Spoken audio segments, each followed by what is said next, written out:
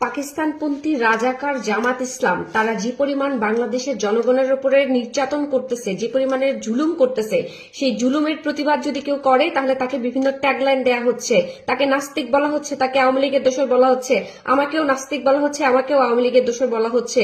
আমি প্রতিবাদ করার ফলে যদি আমাকে এইসব ট্যাগলাইন শুনতে হয় তাহলে আমি মেনেই নিলাম আমি একজন নাস্তিক, আমি শুধু আওয়ামী লীগের দোসর না, আমি আওয়ামী লীগই করি, সেটাও মেনে নিলাম। আমি তাদেরকে বলবো, আমি বাংলাদেশের সমস্ত মানুষকে বলবো, আপনারা সবাই এই জামাত ইসলামের বিরুদ্ধে রুখে দাঁড়ান। আদারওয়াইজ যারা যারা আপনারা মাঠে নামবেন না এবং জামাত ইসলামের বিরুদ্ধে দাঁড়াবেন না, তারা সবাই নাস্তিক।